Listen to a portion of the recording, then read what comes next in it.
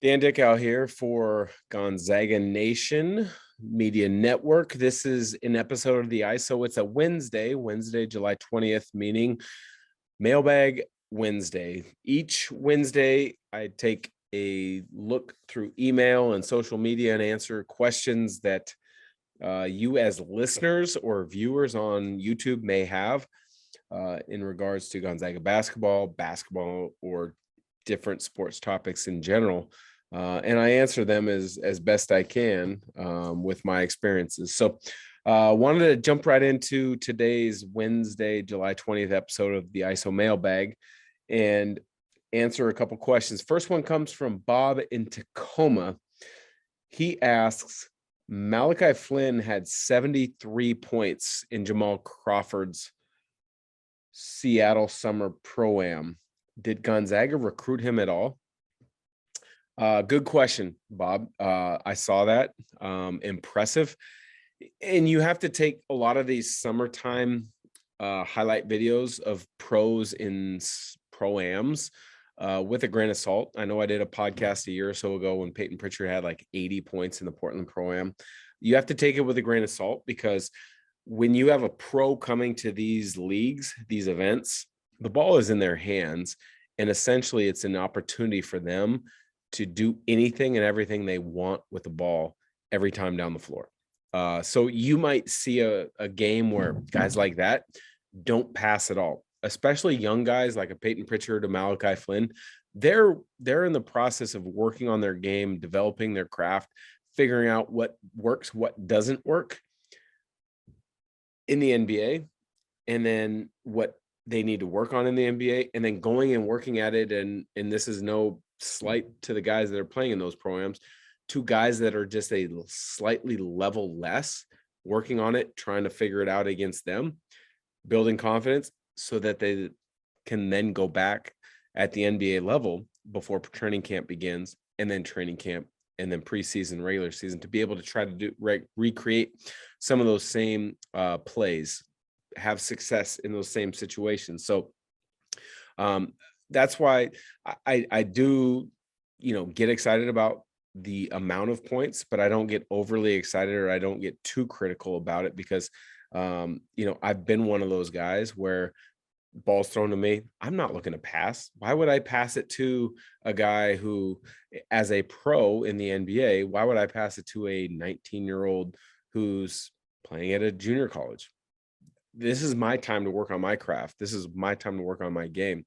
And so there's a reason they get the amount of shots. But Malachi Flynn did have an impressive performance at the Seattle crossover Pro-Am at Seattle Pacific. A number of difficult jump shots with limited space.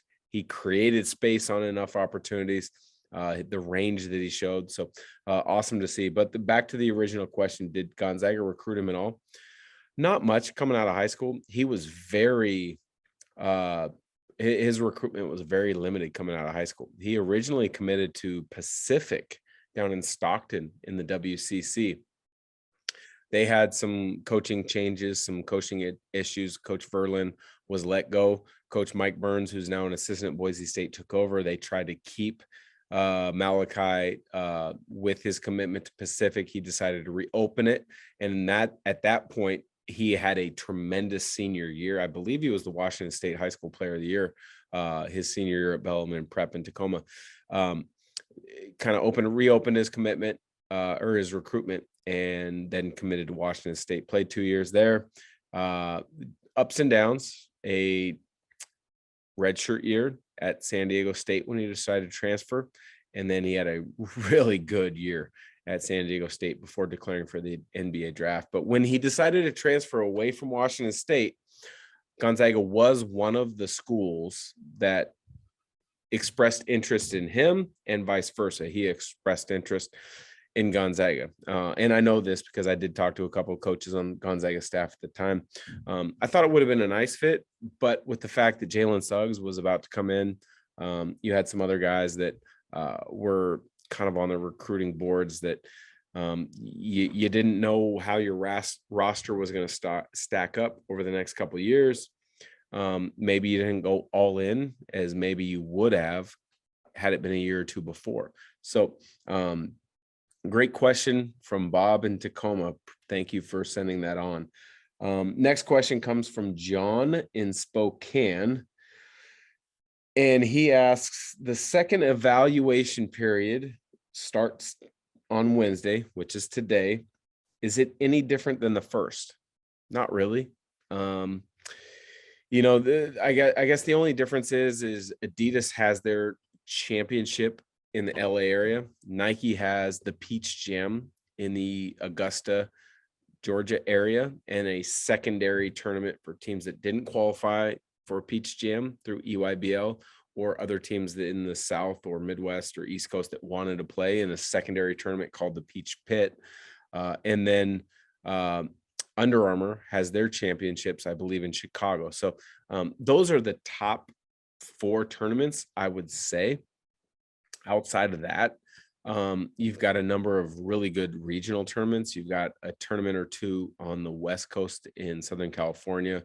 Dinos Dragonis with Pangos Events does a great job. He's got a good tournament this weekend. There's a couple tournaments going on in Las Vegas. I'm actually coaching one later this weekend at the 16U level. You've got a number of other tournaments going on in Dallas and in Houston and different areas of the country. But the biggest ones are the first 4 that I mentioned. But there's not a huge difference in the first and the second. A lot of what it is if a player had a coaching staff that really became enamored with them in that first, they're going to rearrange their schedule, their travel calendar, their itinerary to go watch that player at least once, maybe multiple times. If that player becomes a priority, someone that maybe they've offered or they're about to offer, they may be at every single game during the second period.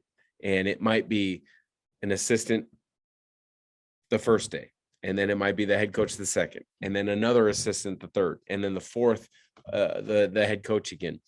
Every coaching staff kind of has their own priority or thought process philosophy on how they want to prioritize recruits and be seen, because a lot of the emphasis on the month of July with these evaluation periods, because coaches can see enough film on kids throughout the year, whether it's through their high school programs with Huddle, whether it's through reading articles on SB Live or different sources, or watching Baller TV with a lot of the AAU events.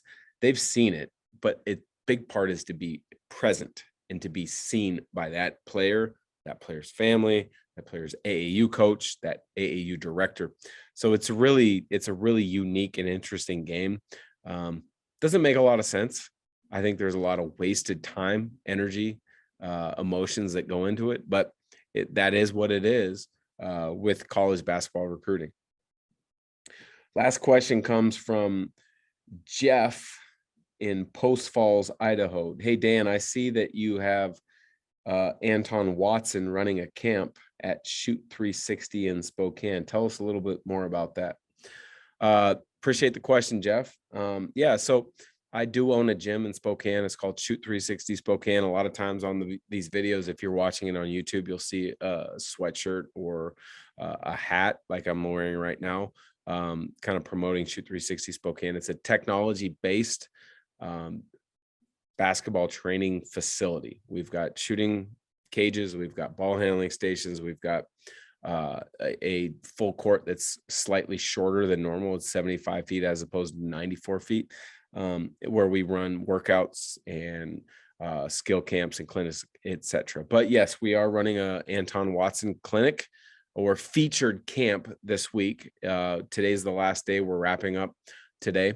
Anton, there's about 30 to 35 kids, grades 5 through 8, boys and girls, that wanted to come hear a little bit about Anton's experience in the game of basketball, his love for the game of basketball, his passion for the game of basketball, some of the things, the experiences he's had that has helped shape him.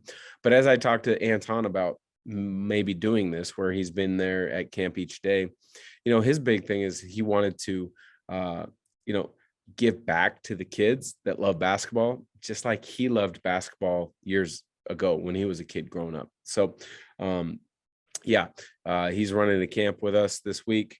It is a small NIL deal, which allows us to pay him a nice amount based on coming to camp for an hour a day. I know from past experience and my experience saying this, I would have loved to have been able to have a camp with my name on it back in college. Just come for an hour of the 2.5 hours of camp each day, hang out with kids, show them a few things, work on some things, and kind of be a part of something that you love. So yeah, Anton's been great. We're actually at Shoot 360 Spokane. We're going to do another one in the month of July with Tyson Degenhart, who is a Boise State standout, Mountain West Freshman of the Year. He is a Spokane kid as well. So we will be doing one of those in August. So appreciate the question, Jeff. So thanks for the time. Each of Bob, John, and Jeff sending on questions. If you have a question, send it to me on social media, on Instagram at DDickau21, on Twitter at Dan Dickau21, or send it to Dickau@scorebooklive.com, or all of our Gonzaga Nation SI media channels at Gonzaga Nation SI. So take care. Have a great rest of the week, and we will present and bring you more content later this week.